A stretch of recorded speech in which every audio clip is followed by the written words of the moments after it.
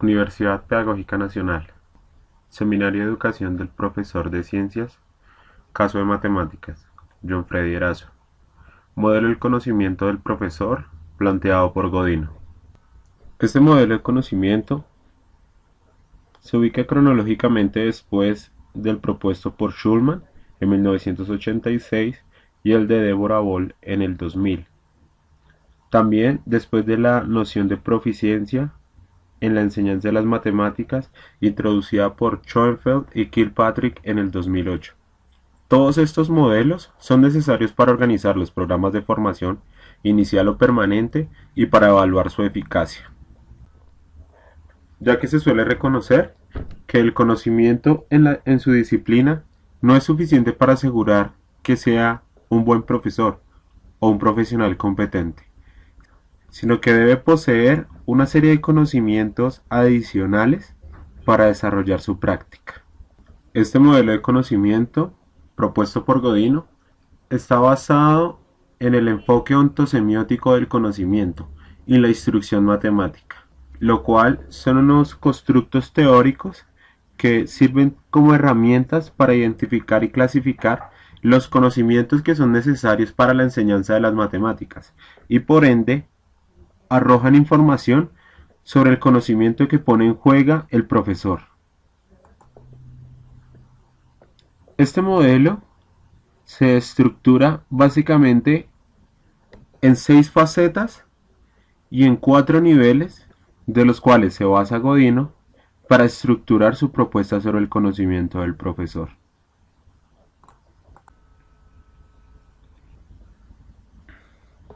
La primera faceta es la epistémica y hace referencia a los conocimientos matemáticos relativos al contexto institucional en el que se realiza el proceso de estudio. También estudia la distribución en el tiempo de los problemas, lenguajes, procedimientos, los argumentos, las propiedades, las definiciones. Es decir, cómo es la distribución según el tiempo en estos diversos componentes del contenido.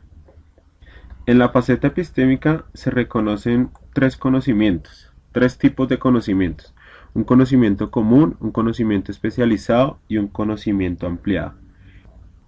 En el conocimiento común únicamente se analiza cuando se resuelve la tarea. El conocimiento especializado se reconoce cuando se analizan los objetos y los procesos que se ponen en juego en las soluciones de la tarea. Se reconocen también tipos de problemas, es decir, cuando se identifican las variables de la tarea y cuando se generaliza o se particulariza el enunciado.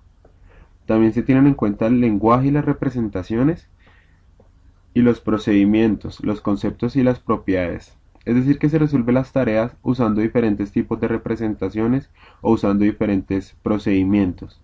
También identifica los conceptos y las propiedades puestas en juego en dichas soluciones y explica y justifica sus soluciones a partir de sus argumentos. Y hay un conocimiento ampliado, que es cuando se pueden establecer conexiones o generalizaciones de la tarea con otros temas más avanzados. La segunda faceta es la afectiva, es decir, los estados afectivos, las actitudes, emociones y creencias de los estudiantes en relación a los objetos matemáticos y al proceso que llevan de estudio. Esta faceta se agrupa con la faceta cognitiva, la cual hace referencia a los conocimientos personales de los estudiantes y en cómo esos estudiantes progresan. Esta faceta cognitiva y afectiva se representan 4 aspectos importantes: las configuraciones cognitivas, es decir, las estrategias, representaciones, enunciados, argumentaciones que los alumnos han desarrollado al resolver la tarea o tareas propuestas. Otra dimensión de errores, dificultades o conflictos de aprendizaje, cuando los estudiantes reconocen los principales tipos de conflictos en la resolución del tipo de tareas propuesto. Una tercera variable de la evaluación de los aprendizajes, en cuanto a los estudiantes formulan cuestiones que permitan explicitar los significados personales de los alumnos al resolver ese tipo de tareas. Actitudes, emociones, creencias y valores, es decir, describir estrategias que se pueden implementar para promover que los alumnos se involucren en la solución de estas tareas o en el estudio de dicho tema. Las siguientes dimensiones son la interaccional, la cual obedece a patrones de interacción entre el profesor y los estudiantes y su secuenciación orientada a la fijación y negociación de significados. Por ejemplo, el sistema didáctico que plantea Chevalar, en el que se relaciona profesor y alumno mediado por el conocimiento, es ese tipo de interacción. Y la mediacional, que hace referencia a los recursos que utiliza el profesor y a la asignación del tiempo a las distintas acciones y procesos. Estas dos facetas obedecen a dos aspectos diferentes. Uno es la configuración didáctica, es decir, la planeación o la estructuración que el profesor realiza sobre cierta actividad, definiendo los roles del profesor y de los estudiantes con relación a la tarea propuesta, los modos en que interactúan profesor-alumno o alumno-alumno, los recursos y materiales que esta actividad va a requerir y el tiempo asignado para dicha actividad, en contraste o en contraposición a la trayectoria didáctica, que es la secuencia de las configuraciones didácticas, es decir, cómo la configuración didáctica planteada al inicio se desarrolló, se cumplió, se logró, cuáles fueron sus alcances.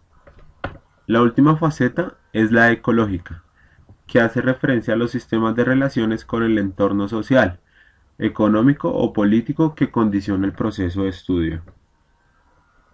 En cuanto a la faceta ecológica aparecen cuatro campos: las orientaciones curriculares, que identifican los elementos del currículo que son abordados mediante la realización de las tareas propuestas; las conexiones intradisciplinares, que son conexiones que se pueden establecer con otros temas del programa de estudio; las conexiones interdisciplinares, que son conexiones que se pueden establecer con otras materias del programa de estudio; y otros factores condicionantes, en el cual identificamos factores de índole social, material o de otro tipo que condicionan la realización de la tarea o el desarrollo del proyecto educativo pretendido o implementado. Estas facetas se mueven en cuatro niveles distintos. Uno es el nivel de las prácticas, el cual es una descripción de las acciones realizadas para resolver las tareas matemáticas propuestas, para contextualizar los contenidos y promover el aprendizaje. Las configuraciones, que son descripción de objetos y procesos matemáticos que intervienen en la realización de las prácticas, así como los que emergen de ellas. La finalidad de este nivel es describir la complejidad de objetos y significados de las prácticas matemáticas y didácticas, como factor explicativo de los conflictos en su realización y de la progresión del aprendizaje. Unas normas que se establecen, normas o metanormas, que son toda esa serie de reglas, hábitos y normas que condicionan y hacen posible el proceso de estudio, que afectan cada faceta y las interacciones entre ellas. Y finalmente, una dimensión de la idoneidad. Este concepto tal vez es el que toma más renombre con la propuesta de Godino, que hace referencia a las mejoras potenciales del proceso de estudio que incrementen la idoneidad didáctica. ¿Qué es la idoneidad? La idoneidad didáctica es el criterio sistémico de pertenencia o adecuación de un proceso de instrucción al proyecto educativo, cuyo principal indicador empírico puede ser la adaptación entre los significados personales logrados por los estudiantes y los significados institucionales pretendidos o implementados. Es decir, lo idóneo, lo que se espera, y efectivamente lo que se logra. Esta idoneidad también tiene o también se desarrolla a partir de esas 6 facetas que hemos venido estudiando. En la idoneidad epistémica se reconoce el grado de representatividad de los significados institucionales, los implementados o los pretendidos, respecto a un significado de referencia. Es decir, de qué manera los estudiantes representan los significados respecto a un significado de referencia. La idoneidad cognitiva es el grado en que los significados implementados o pretendidos están en la zona de desarrollo potencial de los alumnos, así como la proximidad de los significados personales logrados a los significados pretendidos o implementados.